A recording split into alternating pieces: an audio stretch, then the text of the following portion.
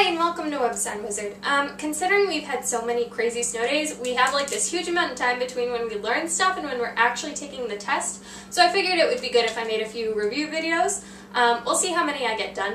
But anyways, this one is going to be on rotational variables, going through like what they are, how you can do like kinematics equations with them, and how to do graphs with them. So let's get started. Here's my circle. It's not perfect, but I did my best. So the first variable we're going to learn about is angular displacement, and that looks like this. Delta theta. And I know that I can't draw Greek letters right, I do the best I can, so they're not exactly like they're supposed to be, but they work.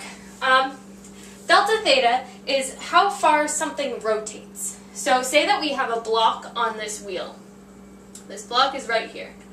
And it starts at this position, and then it ends up right here. It travels like this. I like how the block also gets bigger as it goes. Oops, not great at drawing. But anyways, so it travels that far. This tells us how many, well, it tells us how many, like, of the angle it rotates, if that makes sense. It's not talking about the distance per se, it's talking about the rotation. This doesn't technically have a measurement. It's kind of like not measured in anything, but we decide to use radians.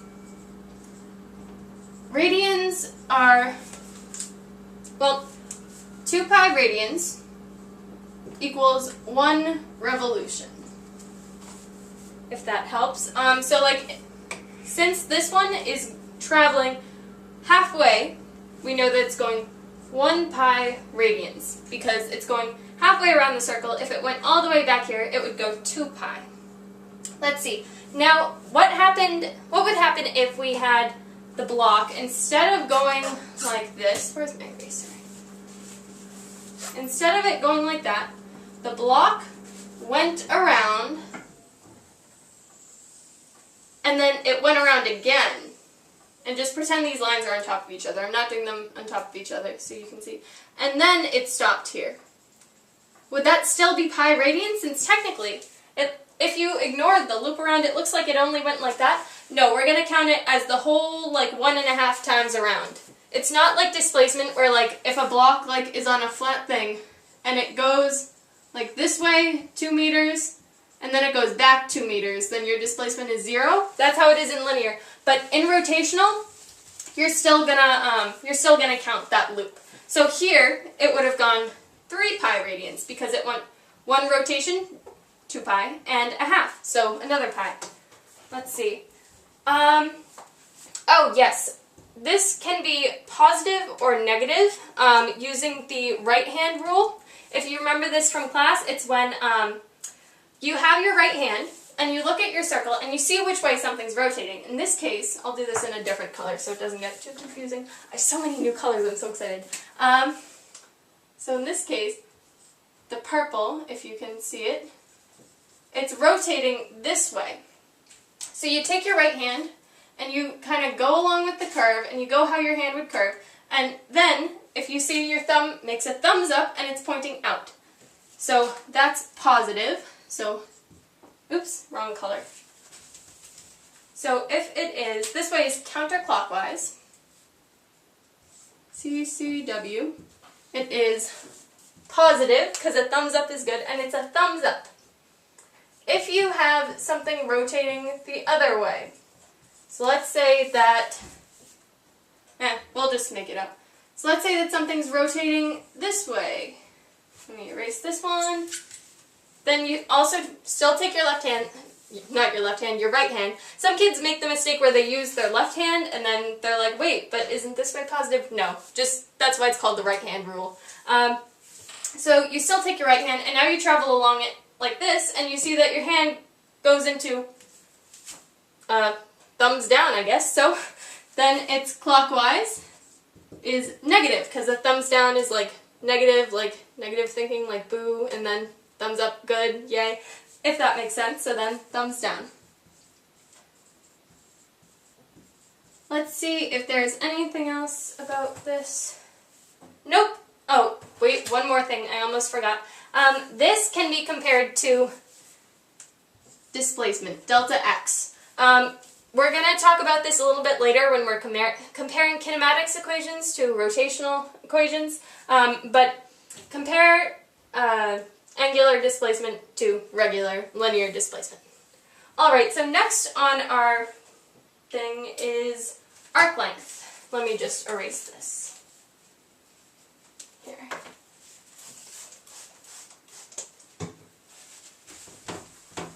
Oh, I probably shouldn't have sprayed that on my circle because now I have to draw a new one. Oh well.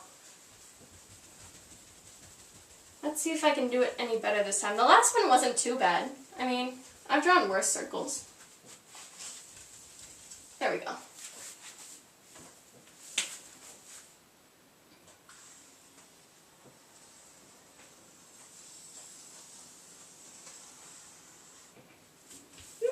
Decent. Could have been worse. Alright, so here's our center. Alright, an arc length is kind of like, well, I think it's easiest if I show it. So we have this block here,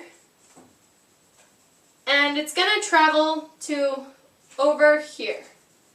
It's going to go in the positive counterclockwise direction, and it's going to travel over there. So if we look at it, it's this distance that it traveled, that's the arc length, which we write as S. S, arc length. That's S. Alright, and if you look at this, then, like, if you look at the angle that it moved, that would be angular displacement. That's where that would come in. So then if you actually want to do this, then you can write, the equation for this is S equals angular displacement times the radius. Because if you look, these two parts are the radius. So if you times the angular displacement by the radius, you're going to end up with the arc length. You don't really use this in kinematics equations really, but you use this equation sometimes. I haven't had it come up a lot. I've had it come up in pre-calc a lot, but not really in physics. This time I'm not going to erase that. Up next on our list is angular velocity. This one I cannot draw correctly. I can't draw the symbol correctly because I'm just bad at the Greek letters, but it's okay. There we go. Oh, kind of messed it up there. Just ignore that part that I erased. Pretend it's there. So I just do it as a W because I can't do the fancy little thing. I can't do that quickly enough, so I just write it as a W. This is how fast an object rotates. So we have our block here, and it's going to go to here. This is just how fast it gets around the middle. Oh, I erased the middle last time. There we go. So it's just how fast it's going to go. This is equal to, if you want to relate it to linear, it's actually velocity is equivalent to radius times angular velocity. That's pretty easy to remember. And with this, it can also be positive or negative, and you can solve it using the right-hand rule, which, as we did before, right-hand rule. If your thumb's going like this and it's going counterclockwise, you end up with thumbs up positive. If you're going the other way, thumbs down negative. There we go. That's really all there is for angular velocity. Now on to angular acceleration. Let's see. Angular acceleration. Oh, which I forgot to mention, angular velocity, you can relate that to regular linear velocity, and you could see how we did that in the equation. Angular acceleration is how the angular velocity changes. So it's really just like, it's like how with normal acceleration, it's equivalent to the change in velocity. With the change in time, it's a change in velocity. Angular acceleration, that's how I do that. I know it doesn't look right, it's pretty messy, but just ignore it. It is change in angular velocity over change in time. And let's see, with this one, you also have, here's the blue. You have, it can be positive and negative, and you have to worry about the right-hand rule for this, which I'm pretty sure you guys are good on now, because it's like that, so let me write that. Right-hand rule. But you also have to worry about whether the object is speeding up or slowing down. Because if the angular velocity is changing, you know that it's either speeding up or slowing down. You don't know which one.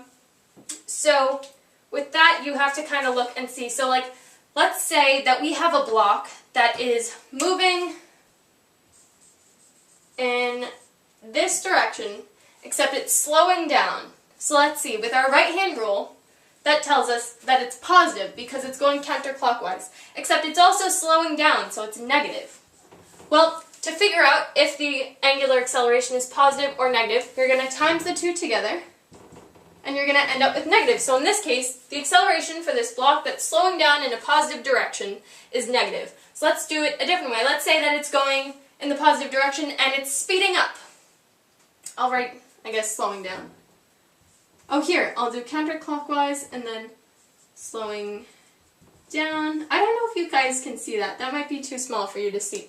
And then I'll do counterclockwise, speeding up. So it's going counterclockwise, so it's going in the positive direction, and it's speeding up, so that's positive. You times those two together, and you're going to end up with a positive. Now let's change the direction. What if this block is going like this? It's going clockwise, which is the negative direction, and now it is slowing down. So it's slowing down, going that way. Well, we have two negatives. Two negatives make a positive. That's positive.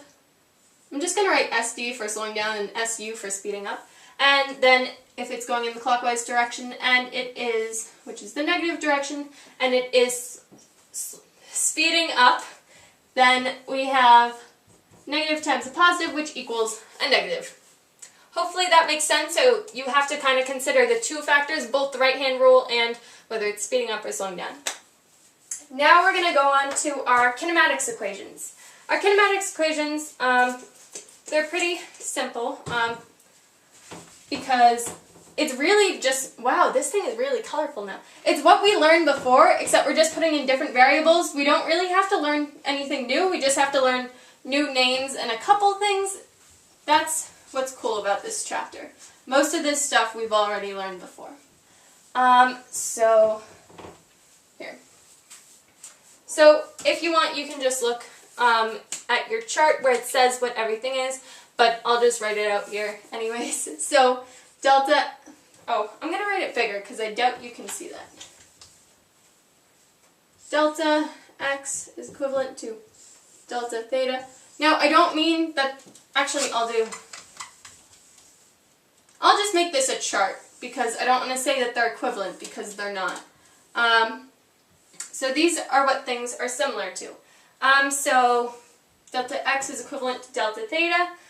When we have velocity initial, that is equivalent to angular velocity initial. When we have velocity final, that is equivalent to, I shouldn't say equivalent to, I really shouldn't. It's similar to. You can plug it into your equations like this. I'll show you in a minute. Is similar to angular velocity final, and acceleration is equivalent to, not equivalent to, similar to angular acceleration. And then you can just plug these into your kinematics equations just like you used to. So, like let's say, I don't know, they're all on your chart. You can just look. I don't want to spend too much time on something that you guys can just look up. I need a new paper towel. Let's see. Now we're going to go on to the graphs. The cool thing about the graphs too is you don't really have to learn anything new here. It's really what we learned before. We're just using the new variables. So remember back when we started, we had our graphs, and we had these rules, where, well not rules, these handy little tips kind of, where it was like if you have a position versus time graph, then your slope was equivalent to the velocity. Remember that? So here, I'll make our chart. I probably shouldn't have made this so big because I want to write the other ones. Oh well, I'll just erase this and then rewrite them. So if you had a position versus time graph, the slope is equivalent to velocity. So I'm just going to write all these out. I'm pretty sure most of you guys know them for velocity versus time and for acceleration versus time. For velocity versus time, your slope is the acceleration, and your area is is that position or displacement? I'm going to say displacement. And then the area for position versus time graph, that doesn't really matter, so I'm just going to fill that in purple. And then for an acceleration versus time graph, your slope doesn't really matter, but your area is equivalent to velocity. Remember this? So it was like the easy way to kind of like look and find something else about a graph that it doesn't actually tell you. It's like if you saw like a position versus time graph and you saw that it looked like this, then you could actually find the slope of it by taking the slope of this line. Remember? Okay. So anyways, and you remember how you could use the variables. If you forgot how this worked, you could use the variables and you could see, well, slope is rise over run. So on a position versus time graph, you measure position in meters and you measure time in seconds. So it would be rise m over seconds s. And what is measured in meters per second? Velocity. So you just kind of look at that. Well, it works exactly the same way with our rotational variables. So I'm just going to switch these things out, switch out the names of them. So let me just erase these two. So on a angular displacement, or actually I'll say angular position versus time graph, your slope is going to be equivalent to angular velocity. On an angular velocity versus time graph, your slope is going to be equivalent to angular acceleration, and your area is going to be equivalent to angular displacement. And on an angular acceleration versus time graph, your area is going to be equivalent to angular velocity. You can use the same thing. It's pretty cool. Don't have to learn anything new, really, just the new names of stuff. So that's it. I think I've gone through day 1 and day 2 of the slides on rotational motion. Hopefully that was helpful. Thank you for watching. Bye!